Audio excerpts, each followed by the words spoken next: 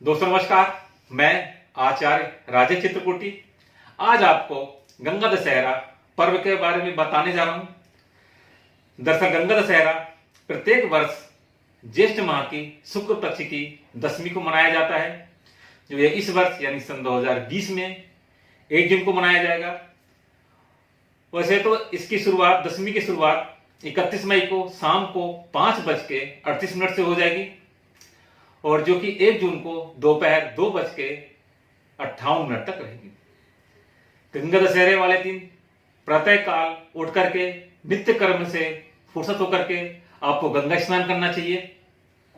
गंगा स्नान करने के बाद आपको गंगा स्तोत्र का पाठ करना चाहिए। गंगा स्तोत्र का पाठ आपको 10 बार करना चाहिए। उसके बाद जैसे आप मां पार्वती की पूजा करते हैं, उसी तरह मां गंगा की आपको पूजा करनी चाहिए। आपको विशेष चीज का ध्यान देना पड़ेगा, जो भी आप करेंगे वो 10 बार करेंगे। जैसे आप गंगा स्तोत्र का पाठ करेंगे वो 10 बार करेंगे।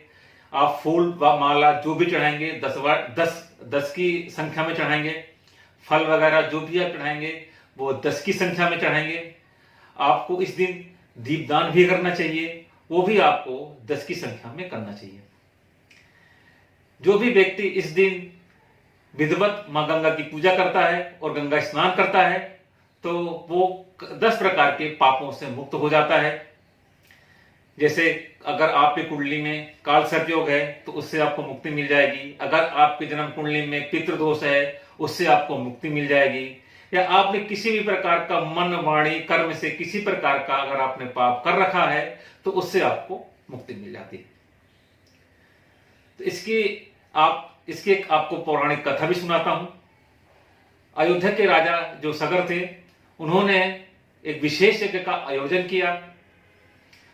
उस यज्ञ का जो घोड़ा है, राजा इंद्र उसको चुरा ले जाते हैं और उसे कपिल मुनि जी के आश्रम में जाके बांध देते हैं।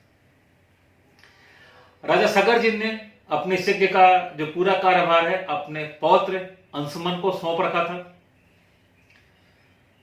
अंशुमन बहुत विधिवत तरीके से सारी तैयारी कर रहे थे, सारी व्यवस्था कर रहे थे। लेकिन जब यज्ञ का घोड़ा चोरी हो गया तो राजा सगर के कई पुत्र उसको ढूंढने के लिए निकले। तो जब वो राजा के पुत्र कपिल मुनि जी के आश्रम में पहुंचे तो वहां काफी कोलाहल हुआ, काफी हलचल हुई, जिससे कपिल मुनि जी की तपस्या भंग हुई और वो काफी क्रोधित हुए और उनके क्रोध से राजा सगर जी के पुत्र वहां पे भस्म हो गए। फिर बाद में जब वहां अंशुमन जी पहुंचे तो महात्मा गरुड़ जी ने उनको ज्ञान दिया कि कपिल मुनि जी के क्रोध की वजह से राजा सगर जी के ये पुत्र जो है ये भस्म हो गए हैं। इनकी मुक्ति का बस एक ही उपाय है कि किसी तरह मां गंगा जी को यहां पे लाया जाए। अंशुमन ने उनकी बात सुनी और घोड़े को वहां से चुपचाप ले गए और उन्होंने यज्ञ को समाप्त होने तक राजा सगर जी को कुछ नहीं बताया था। जब यज्ञ समाप्त हो गया तब उन्होंने राजा सगर जी को यह बात बताई। कुछ दिनों बाद राजा सगर जी की मृत्यु हो गई। फिर अंशुमन जी ने बीड़ा उठाया कि हम तपस्या करके मां गंगा जी को स्वर्ग से धरती पर लाएंगे। राजा अंशुमन जी ने काफी वर्ष तक घोर तपस्या करी। उस तपस्या करते करते उनकी मृत्यु हो गई और वो मां गंगा को धरती पे नहीं ला पाए।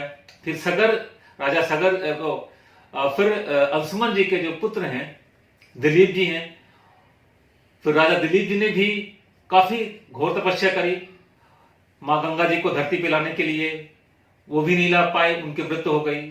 फिर राजा दिलीप जी के जो पुत्र हैं वो भागीरथी हुए। फिर भागीरथी जी ने भी घोर तपस्या करी। उनकी तपस्या से भगवान ब्रह्मा और भगवान शिव प्रसन्न हुए और गंगा दशहरा वाले दिन भगवान भागीरथी जी गंगा जी को स्वर्ग से पृथ्वी पर लेके आए। तो ये रही गंगा दशहरा की कथा कि गंगा जी किस तरह धरती पे आए और इसका महत्व।